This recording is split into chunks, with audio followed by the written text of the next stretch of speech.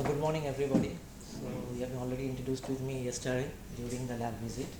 So today my topic is the interpretation of test results, microbiology. It's a very small topic and we'll be discussing the case on milk products specifically. So let us see. We'll discuss about the aim.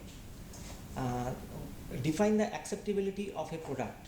Our aim is to define the acceptability of a product applied to products placed on the market and also applied to samples taken by competent authority from food business operators, set indicative contamination values above which corrective actions are required, and also if exceeded could result in withdrawal or recall. It also applies to food imported into India. Then what are the significance? Food may contain a variety of harmful bacteria which are categorized under hygiene indicators. It is a very important one. So example, we can discuss total plate count, coliform, etc. and safety indicators like E. coli, salmonella, etc. Basically, it's a pathogens based on the food safety criteria. It is important to understand the nature of food and its safety regulation criteria if anything is exists. Integrity of the test samples like sampling activity and transportation plays a major role in the interpretation of test results. Sampling guidelines, we can refer IS 11546 1999 or ISO 707 1985 reaffirmed to 2010. Then sampling plan, it includes 2-class and 3-class plan for hygiene and safety indicators. We will discuss later in the coming slides. Laboratory is not involved in sampling activity. Now we'll see the definition of microbiological criteria. So microbiological criteria means a criteria defining the acceptability of a product, a batch of foodstuffs or a process based on the absent presence or number of microorganisms and or on the quantity of these microorganisms per unit of mass, volume or area or batch. A microbiological criteria contains the following components. Basically it's the sampling plan. It's very important. Next is the laboratory method. Sampling plan, the number of samples of a food that should be taken for testing. So basically it is a sampling plan, we will discuss later. The laboratory method, the method which should be used to test the food. Then the stages where the criteria applies and the corrective action to be taken. So basically this is two types, process hygiene criteria and food safety criteria. What are the key elements? First, it will come the food category. Today we will discuss about the milk products. Then the microorganisms, we can see total plate count, coliform count, E. coli, salmonella, shigella, staph aureus, coagulous positive, Eastern mold, Listeria monocytogenes, spore count both aerobic and anaerobic, fecal streptococci, Enterobacter, Sakazaki and Bacillus cereus. Then the sampling plan, it includes small n and small c, we will see later. Limits is small m and capital M. Then there comes analytical reference method. Basically these are used to assess if food products are in agreement with the microbiological specifications, and further information on the use of microbiological method is available in FSSAI website. So what are the methods to be followed for the testing of these parameters, TPC, coliform, these all are available in FSSAI website, you can refer that one. Then comes the stages where the criteria applies. It can be satisfactory, unsatisfactory and potentially hazardous. We will look after. Then the sampling plans. It basically includes 2 and 3 class plans. There are 2 widely accepted types of sampling plans as defined by the International Commission for Microbiological Specifications for Food, ICMSF. 2 class plans are used essentially for pathogens and where a presence absence test is to be performed. Example, presence absence of salmonella. In the case of presence absence analysis, small c equals to 0 and small m equals to 0. The presence of the target microorganism is unacceptable. So you can see this figure. This is a small m, we will discuss again later. This side is acceptable and this side is unacceptable. So it is a 2 class plan. Either it is acceptable product or it is unacceptable, and this is our value. Then 3 class plans. 3 class plans are frequently used to examine for hygiene indicators. We have already discussed TPC, coliforms, Eastern mold. where the enumeration of microbes in a unit volume or mass is possible. Such plans can be used to separate the quantity of a lot into acceptable, marginally acceptable and unacceptable. So we can see it is a 3-class plan. First one is the acceptable, below m value. Next one is the marginally acceptable, it is between small m and capital M. And the third one is the unacceptable, greater than capital M value. Then we will see the performance characteristics of the sampling plan. It basically based on mathematical and statistical for the performance characteristics of the sampling plans. The small n is very important. It is a number of units which must be examined from the batch or lot of the food products. Small c, the maximum allowable number of defective sample units giving values between m, small m and capital M. Then small m, it is the minimum level accepted and values above m, small m are marginally acceptable. The last one is the capital M. It is the maximum level tolerated and values above capital M are unacceptable. The above terms are adopted from International Commission on Microbiological Specification of Foods. We will see. So again we can think these three terms are very important. First one is the acceptable. Please remember it is less than m. Marginally acceptable, the value is between greater than small m and less than capital M. And unacceptable, it is greater than capital M.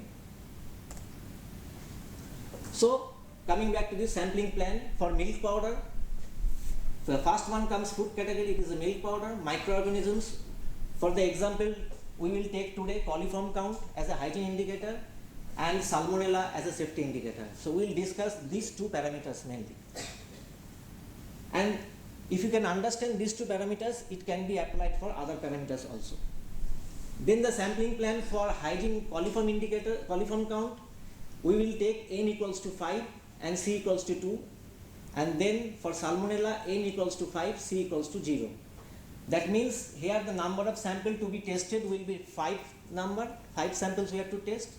And c equals to 2 means 2 defective value are allowed. More than that not allowed. For salmonella, it is n equals to 5 and c equals to 0. 5 samples we have to test and no defective value are allowed for this salmonella. So all the 5 samples should be absent. Later we will see this case. Then the limits coliform, there are 2 limits, small m value and capital M value. But for salmonella there is no different value for small m and capital M. For salmonella it is small m equals to capital M. That means only one value. Either it is present or absent. So we will see later. Analytical reference method we will be using for coliform count IS 5401 2002 or ISO 4832 1991. And salmonella it is IS 5887 part 3 1999 equivalent to ISO 6579 1993. Microbiological criteria it will be applied and we will see the interpretation. So basically this is our sampling plan for milk powder. So you can have a look microorganism. First we have taken coliform count. Then the analytical unit, either the lab can take 10 grams or 50 grams. It's based on the laboratory choice. Because some laboratories may take 50 grams. So there is no problem for that. Some laboratory may use 10 grams. Then for salmonella, it is already fixed, internationally accepted 25 grams analytical unit. For coliform count, we will see n equals to 5.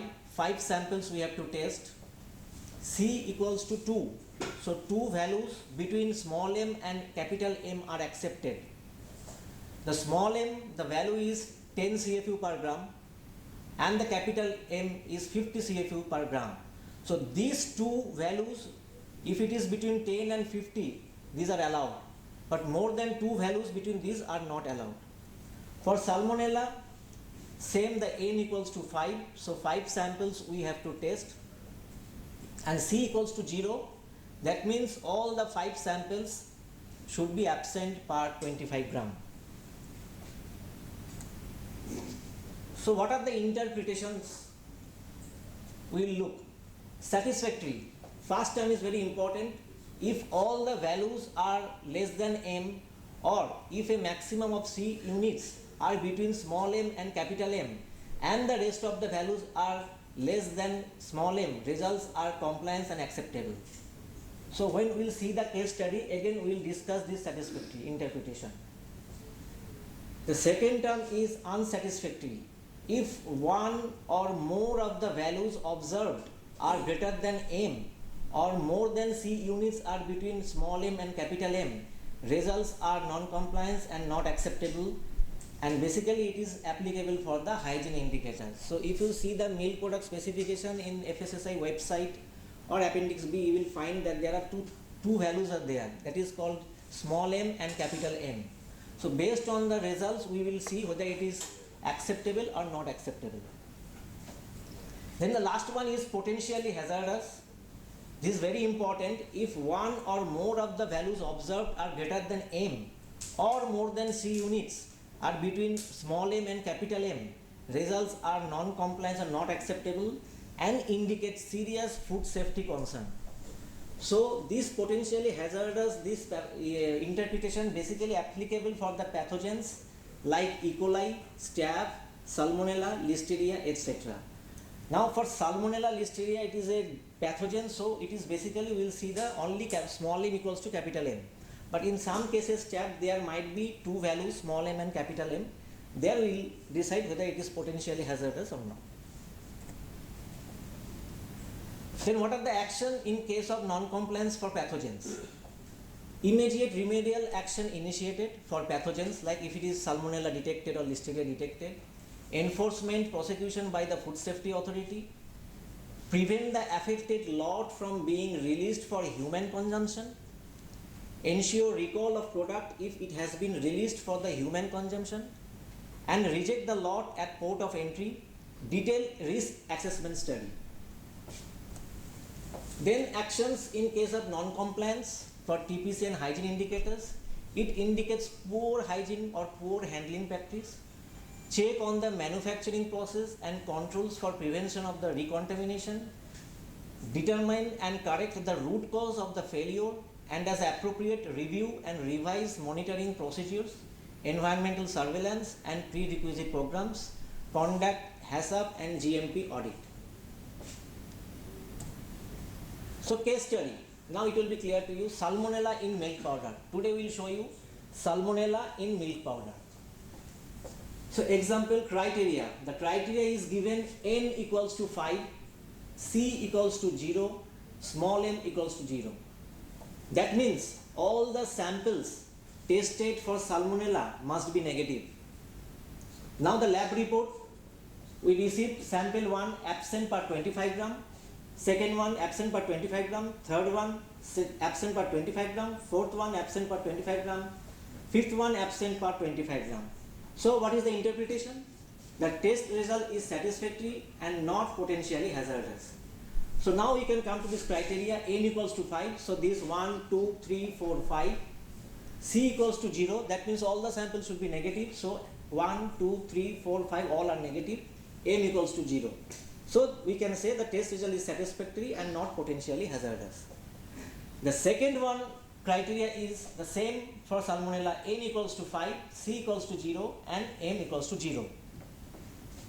Here all the samples tested for salmonella must be negative. The criteria remains same. But the lab report we have received, first one is absent per 25 grams, second one is absent per 25 grams, third one is absent per 25 grams, the fourth one you can see it is a present per 25 grams, and the fifth one is absent per 25 grams. Now out of these 5 samples, we have seen that one sample reported as present per 25 grams, which is not complying with this criteria. C, that means C is not equal to 0, 1 is coming is present. So here our interpretation is the test result is unsatisfactory and potentially hazardous. Is it clear for everybody? It is basically for pathogens we are applying this criteria. Here all are absent, here one is present, but still the result is unsatisfactory and potentially hazardous. Yes, in this case, if one is going to become present, you do it one more time, make it absent and give it like that? No, sir. It's a lab already given the reports. 5 samples given to them, they have tested and this is the outcome. And based on that, lab has given the report. Because 3 times you have got absent. Mm-hmm. 5th time also you are getting. No sir, it is not the same sample, 5 units.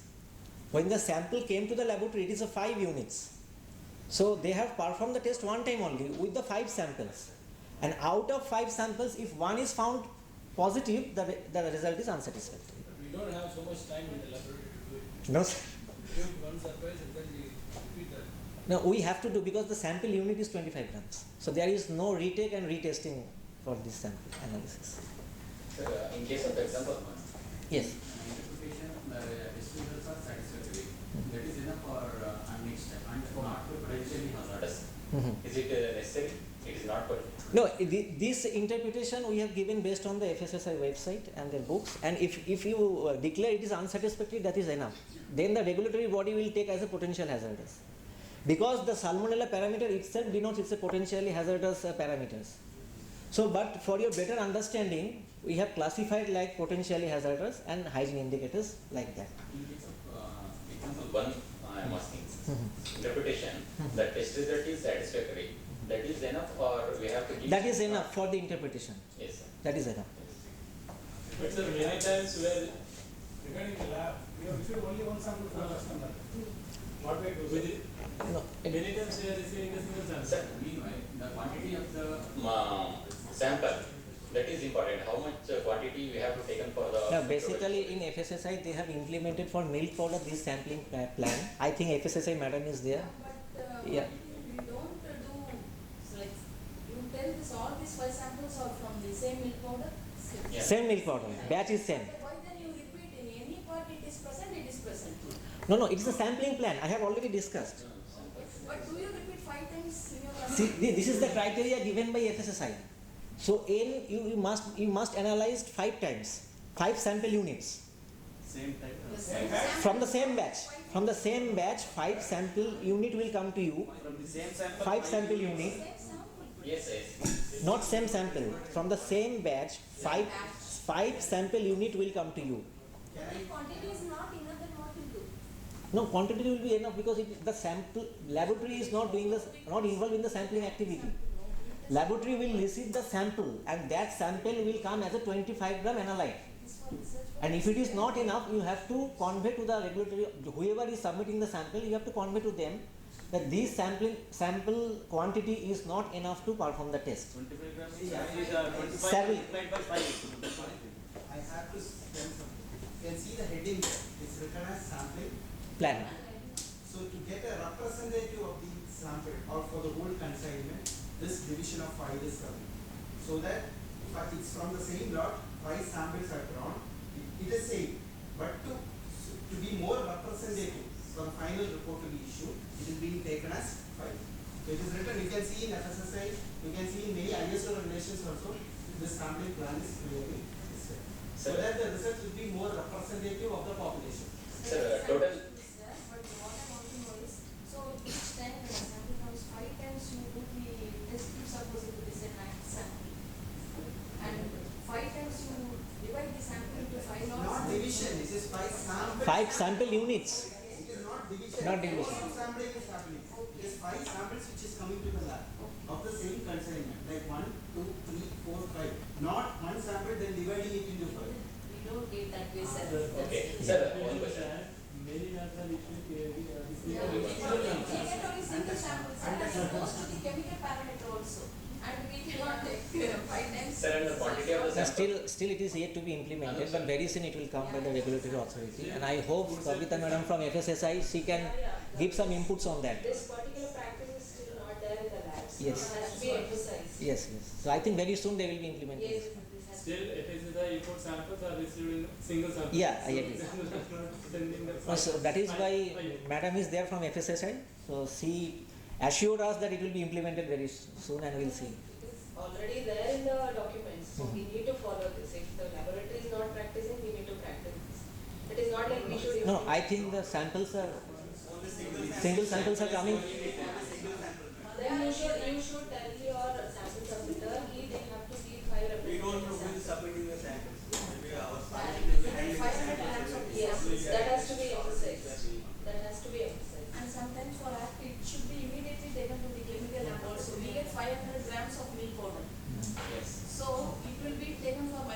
first one you should No, go- there will be no sub-sampling for microbiology, madam. It will come as such as a 5 sampling units. It will be 5 different, means 5 samples from the same batch. Same batch. Understood. You cannot do anything there, you have to only perform the test from that one. So is it clear, or can I move? Sir, I think this coliform count, you said 10 per gram.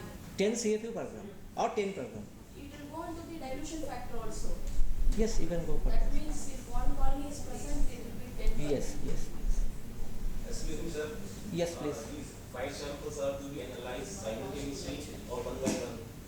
That's up to you. It depends on the turnaround time of your laboratory. If you start one by one, I think the report will be submitted by after 15 days. So FSSAI will not allow you to do that. So you have to perform to simultaneously. 5 days, sir. Everybody is having 14 days time. Microbiology will be given only 5 days time. That depends on your Day one we laboratory. start the work. For salmonella, your general cat is 5 days. If you follow this ISO method, so that's enough. So if you start the testing one by one, then it will take 15 days and 20 days. FSSAI will not allow. So you have to perform simultaneously, 5 samples together. Madam, just 1 minute. Actually, the sampler who is drawing the sample, he should also have the proper training so that they can understand the gravity of the sample, because it is a milk powder and it is consumed by the children. They are very, very sensitive about the all pathogens. So that should be something people should must aware how much number of samples can be drawn from the one lot or one batch. So that sample will come, 5 sample will come. People, if any of the lab is testing, they are getting only 1 sample. And they do not know it is coming from which regulatory body, whether it FSSAI, EIC or, so officer who are testing in the same lab, they didn't understood from where it is coming, whether single sample need to test or 5 sample need to test. It can be tested when 5 samples can be put together and then they can understood. But they should, lab should understood these are different sample, 5 different samples. They should not understood we are doing 1 lot in 5 times. But sample, when sample comes drawn in the from the port, it should be 5 sample for the milk powder. Then it can be tested 5 times, and out of 5, if any one is failure, then it is the rejected. This is the just he is explaining, I think so. Yes. Sir, what about the chemical analysis? It is a concern to the microbiology. And after if the 5 samples are taken for the microbiology section of the same batch number, and No. again they have to send it for chemical analysis. Chemical analysis, sir, anything for? Chemical criteria. Yeah, we have to do. I think At Dr. present- Anoop Krishnan will take the class for that. Sir, we have getting.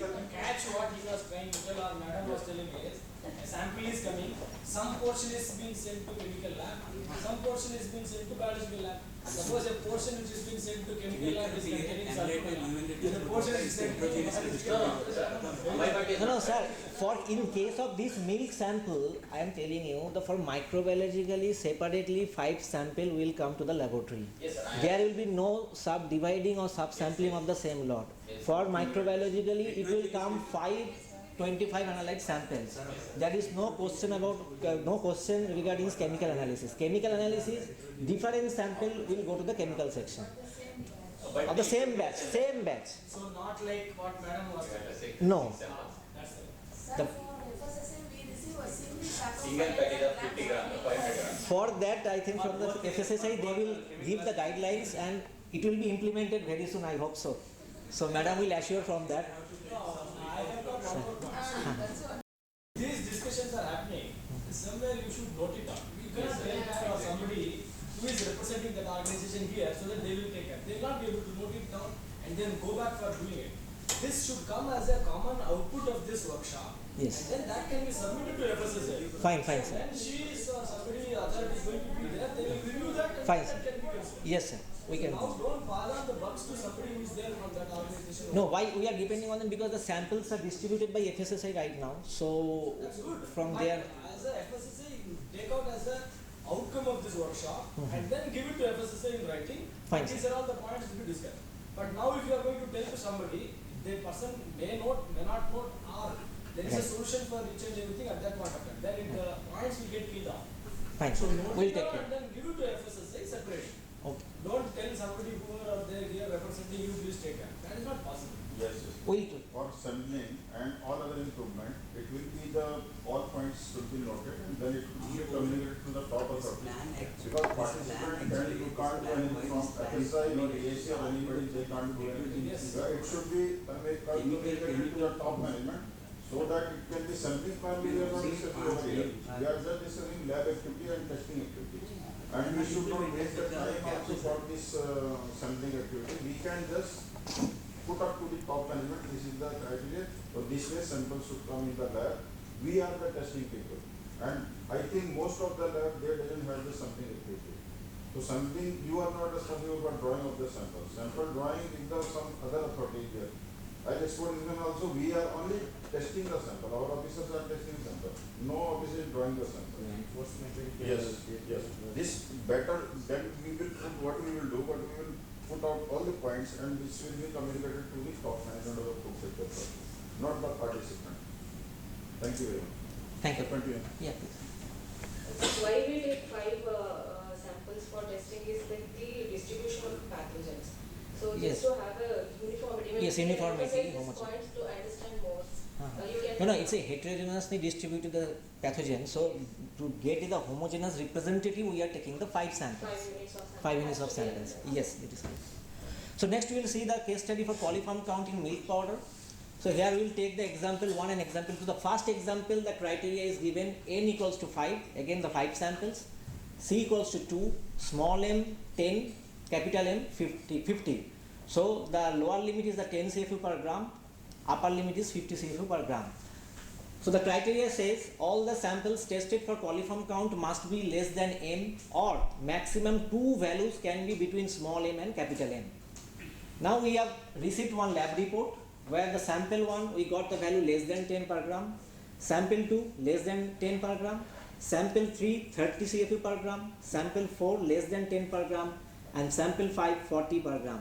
Now you can have a look on that. Sample 3 and sample 5, there are 2 values which are between small m and capital M. So though these 2 values we got and which is more than 10, but still the interpretation is the test result is satisfactory because it fulfills the criteria C equals to 2. Whereas in the example 2, the criteria remains same.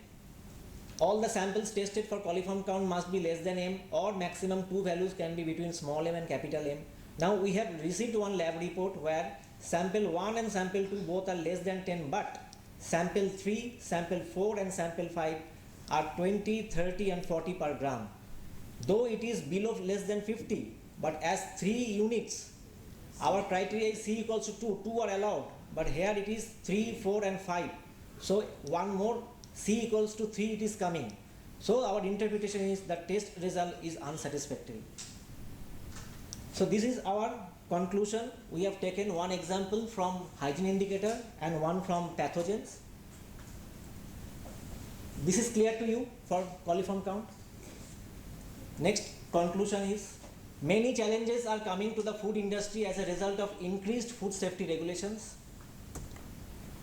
Food microbiological testing and result interpretation is definitely an important component of the food safety, but is certainly not the only factor. Everyone involved in the food supply, from farmers to food processors to food regulatory authorities, all have a role to play in food safety. The collaboration among all of the different sectors like industry, academic, government, testing labs and consumers, improved technologies and proper education in food safety and also microbiology concepts are all important steps to take in reaching the ultimate goal, a safe global food supply. Thank you for your kind attention. Any further questions from? Thank you, sir. Yes. Yes. It's a real very nice piece of information. It's a lot of things. Thank you, sir. Thank you, sir. Thank you, everyone.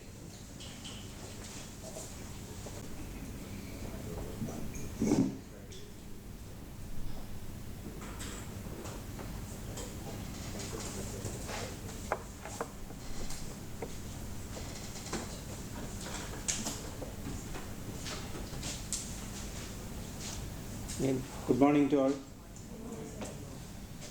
See, I start off with this topic only. This is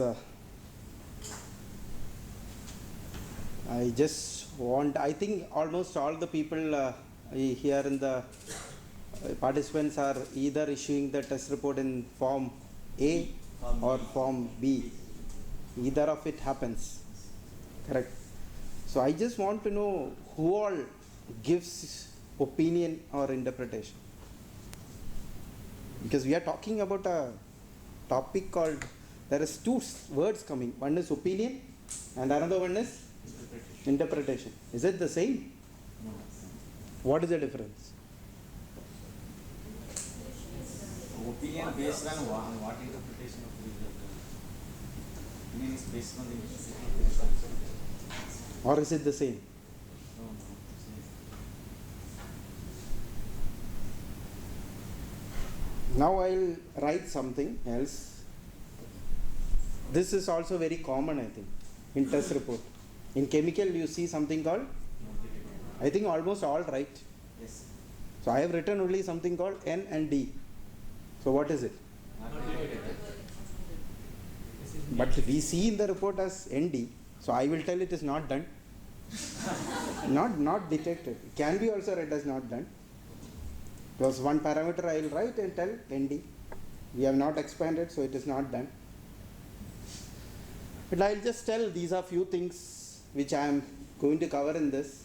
We'll see whether it is not done or not detected or some other meaning is there. See, standard, this is again ISO-IC 17025.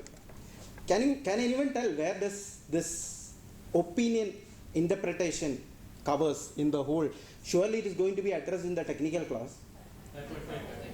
5.10. Any other opinion is there? Only 5.10 is addressing about interpretation of results. Any other opinion? 5.2. Good. Then 5.7. We are talking about interpretation of a test result. Result 5.10. 5.10. So anyway, sure, 5.10. 5.4 speaks about it. Then 5.2 speaks about it. So it's all interrelated.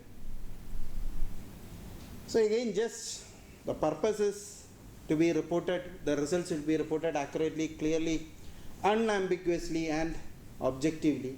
There is nothing which I am speaking, everything is spoken in the standard.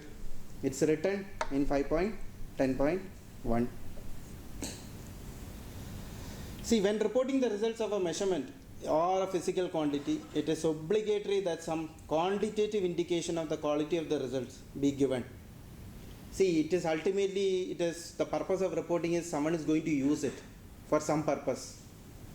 The result is given from the lab, but it goes to someone else who takes a decision based on the test report issued. Whether it is in the form of form A, whether it is in the form of form B, or whether it is any other test report, because all the test reports issued should comply to the requirements of ISO-IC 17025. Now generally when we read a test report, these are few things which are there in the test report. There may be a covering letter.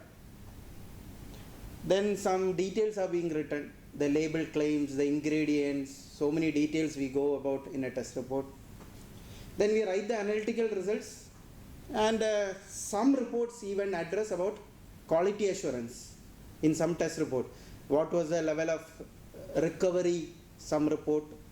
Maybe you may not see that in form A or form B, but I am just touching that these are things which should be ideally there in a test report. Again, it should also contain, I feel, printouts of analytical instruments, readings. These are kept as evidence. These may be kept as an evidence within the lab or something called a raw data. What do the results actually mean? Now, I think many things you will see in an analytical results in columns indicating what is the matrix you have tested, the contaminant tested. I think this all comes in form A or B, and the limit of the specification. Then I think the unit comes, and then we will write in a column either ND, not detected, or absent or present. Now, only the writing not detected is a dangerous thing. It is told at many places. I think you can see even now in Form B or Form A, you can see ND being written or not detected being written also. But however, it doesn't give any meaningful information to the person who is taking the decision. See, ideally not detected means something. By the term detection, you are giving an information to someone that you are quantifying something. So ideally, you should have your capability of your lab or the method capability or maybe equipment capability to be also communicated to the person who is taking the decision. That is why I have put it in bracket as an example 0.5. That 0.5 was the capability of the lab. That gives also an indication that below 0.5 it may be there, but my lab doesn't have the capability. So this information is there. But I have told many things in the column now, but something is missing, I feel. Are we missing something else? In a test report, are we missing something else? We have talked that already, that is in the bracket. Anything else? Yeah, test method comes. Generally, test method is there in, I think, Form A and Form B. So that is only we are talking. To give an opinion and interpretation, do we require something else? Yes. Yes, something is required. Someone told MU. Because without, I think yesterday we had big sessions, so that is why it followed up now. Now, without this, can we take a decision? But are we really using this? Have you seen anywhere in Form A or Form B? No. Has anyone asked? You are putting it in Form A and Form B. In Form B you are putting it. So maybe you are associating the result plus minus. No, you are writing it as plus minus in the test report in the result column.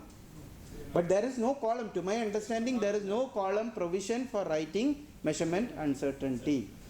But that is required, I think, for taking a decision. Only when the result is given with a measurement uncertainty, stripped to all its important sources of uncertainty, we can compare a result. See, I think this is like this because ultimately a decision happens.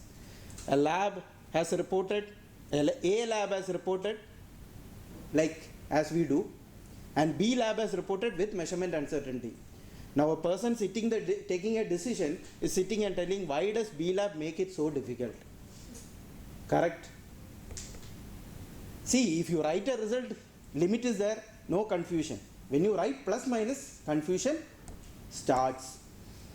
So, but I feel that we should have to train customers and even judges. I think when it goes to Form A, it can go to the court of law also, right? It can go. So even then, it goes to the court. There are some things which goes to the court and decisions are being taken. So that time, are we really taking into consideration the measurement uncertainty? Again, I am just talking, this is same thing. This is there addressed in 5.10.3.1, uncertainty of measurement. And it tells that uncertainty affects compliance to a specification limit. I think specification is there laid down in FSSAI or any other regulatory requirements. See, there is something else which is catchy which comes and shall ensure that the form of reporting of the results does not give a wrong impression of the uncertainty.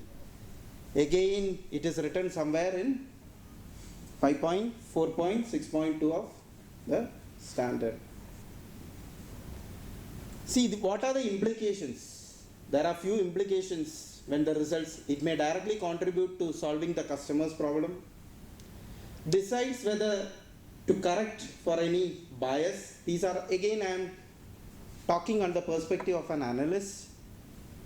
See, care should be taken when reporting of results, which we discussed, that not detected is a confusing statement in a test report. Again, when you write measurement uncertainty, you should also put a note at what confidence level this, I think yesterday we had a discussion, at what confidence level the measurement uncertainty has been calculated. I think yesterday Subramaniam sir was, and no, Tiwari sir was talking about that it should be ideally put in the reports. Then again, such a decision may not be a responsibility of the analyst. Now that is a confusion always. Who gives opinion or interpretation? Where the analyst gives, to my understanding, it should be the analyst should only provide a technical advice, not further beyond that. Now I am putting up a scenario here. Now let us see. I think it's a common thing. I think many of us see it. Here slightly it is in a different perspective. I think everyone sees it. There is a limit, something called, I think this is the limit. So this is the value and this is the uncertainty which is coming. This is the uncertainty associated. Then you have another scenario and a third and a fourth scenario. And everything is written clearly. The analytical result bounded by the measurement uncertainty endpoints is greater than the MRL. This is MRL. Here there is no confusion, right? Do anyone has any confusion? What is this sample? This is non-fail, or simple language it is, we tell it as fail. Here also no confusion, right? Now we are in a problematic situation for scenario number 2 and 3. So what will you take a decision in 2 and what will you take a decision in 3? You have to take a decision now. See, 1 and 4 is very clear. Both will fail. So everyone, both will fail. Or any difference in opinion is there? Suppose it may pass out, because the uncertainty is involving. So it can pass also. So now there is started different one. Is it an opinion or an interpretation? Opinion. So it is a personal opinion now. So let us restrict ourselves that opinion is personal in nature. See, there is a confusion. Any case there is a confusion now for us. Now let us interpret or give an opinion. Now the implication of situation 2 and One second, previous slide. As a laboratory, when you are going to give a test result, scenario 2nd and 3rd, can the laboratory give a statement or opinion or interpretation on serial number 2 and 3? see sir, the thing is that I am coming to that point only, whether they should really do it or not do it. But as on date, regulation is binding to give a interpretation. Regulations means, like I am talking about the national regulation or even for a consignment which is going abroad, like exported, whether it is import or export. See, it is some regulators which are telling that we should do a interpretation. Means it is opinion actually. If you see in form B, it is written as opinion. But I don't know in form A what is it written. No, but if the laboratory follows 17025, 025. then they should not. Not. It has to be left to the customer. But labs are doing it. To my knowledge, form B surely it is written opinion in the last column. And in case of form A, same opinion is written. And we do give it. Then it's wrong. We have to change somewhere else.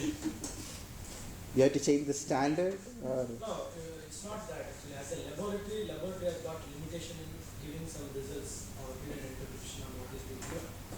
But if it is following 17025, then in clear as per the requirements you cannot. Because the class whatever you have quoted tells not to.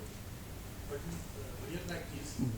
But customer, see, if a customer is requesting, now the customer here in this scenario, Options can be given to the customer.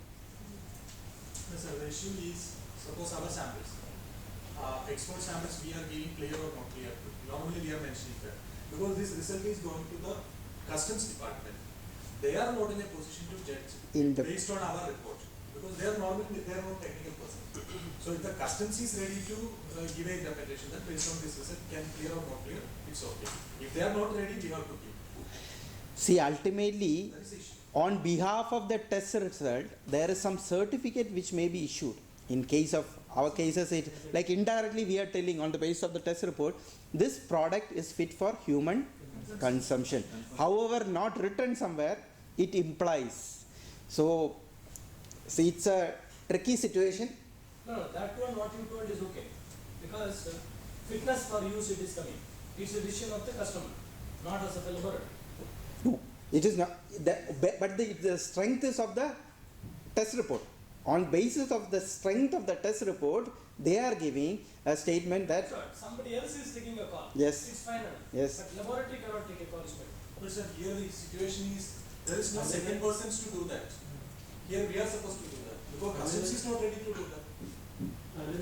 As an export inspection agency or spices or whatever be it, we are giving that because our system is like that. They require a clear indication on the test report that whether that sample is passed. Because they are simply saying that whether it's clear or not clear. Based on that only they are allowing the consent. simple They are not sentence, giving any comment, they will keep it. you tell us the sample is passing or failing. There is no other confusion in this. You tell, pass, it goes inside or goes outside. They don't mind whether you have Fail, or not. it will come. We have to take a decision. Maybe in the case of FSSAI, I think the reference sample, it goes to the referral laboratories for further confirmation and there the decision happens. But here in the case of export, sometimes exporters have the freedom to challenge it. Yeah, they have The freedom to challenge it. Maybe sometimes the reference samples or the defense samples are being tested. So, but I'll come, actually this is being taken from a document which is clearly telling what scenarios can happen. If it is a situation which is arising depending on a national practice and may have considerable impact on the acceptance of a trade consignment. Again, they are telling caution should be exercised in distributing products in domestic market or international trade with the test reports illustrated in situation 1 and 2. So for me, this is more confusing. Again, I have got more confused when I read this. See, it is not telling you clear it or don't clear it also. Now when it came, again they are telling, for example, when certifying products for export, it may not be as advisable to export consignments with residue results as described in situation 1 and 2. Again telling advisable. 2 and 3, advisable. Now one more scenario for countries importing. Now one was exporting, now I am coming to importing. With residue levels as described in situation 2, it may be difficult to verify compliance with MRLs with an acceptable level of confidence. But when it comes to situation 3, generally, it may not lead to actions by importing country. So let us see what was those two. So here it is less than the, so that may be the reason they are telling that. And situation number 2, it is above. So see, again I am telling you, these are statements which have come from a codex guideline which is internationally being accepted presently for interpretation of a result, and it is CAC GL 59 2006. It is related directly to trade. And now let me come to this O and I. What is O and I? See, this is my opinion. I told there is no much difference, but that is just my interpretation. See, to interpret or to give an opinion do not mean the same thing. These words are relative to one another. The difference is subtle. It is just nothing. You can tell it is like two people standing back of back. You can only see a shadow. So it's something like that. See, opinion and interpretation is a process by which applicability of a result of test or calibration may be extended.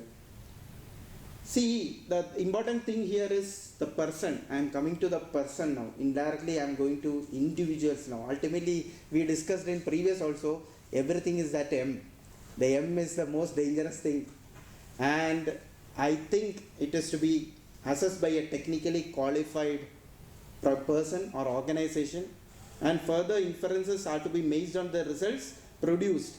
Again, using knowledge and professional judgment of the person. Organization in the area of testing or calibration being undertaken. See, again, it should be supported by some definitive evidence. Everything. You can't just give personal opinions. It will be difficult. It can have many implications. Again, I am talking, this is again in standard. When opinion and interpretations are included, lab should document the basis upon which the opinion and interpretation was made. Again, it should be clearly marked. I think we are marking it in, I think form B down, I think opinion. We are writing and giving a statement. See, but for me the important thing is, it's a note. I think no one reads this note. It is in 5.2.1 of ISO IC 17025. Very clearly it is written what all things a person should have or possess, the quality on basis of which someone should give a opinion or an interpretation. It is written relevant knowledge of the technology, general requirement expressed in the legislation and standard, that he or she should understand what is the standards of the legislation. And again also they should also understand what is the chemistry or the biology involved in that, and what product are we talking. Are we talking about spices having aflatoxin M1? So are we talking really onto these angles? Can aflatoxin M1 be present in spices? So the person who interprets sees a result with spices with aflatoxin M1 beyond a limit, he will tell it as non-compliant. So you should also have a good knowledge of what you are talking about or interpreting. In just concluding, it's just a message out. The accredited laboratories that has carried out the test calibration can therefore give an opinion based on the results that has been produced and can add on the test report. But for me, the AAB is the accreditation body. Providing the accreditation may ensure that opinion and interpretation are shown on schedules of accreditation. Do you get a scope, right? After, I think many of the labs are renewable accredited. You get a scope. What are the things written in a scope along with the certificate? Parameter, range, MU.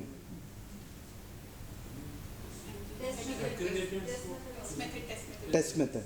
MU is written. MU is given for recommendation, but when it comes back to you, MU is written. No. I feel one more column should be there. That, yeah, product is written. I feel one more column should be there. That is O and I.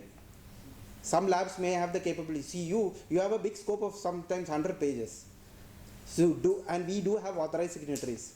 Do an authorized signatory have the capability to interpret or give an opinion to all the tests? Or do lab has the capability? I am talking about the personnel. To give, they have the capability to test it.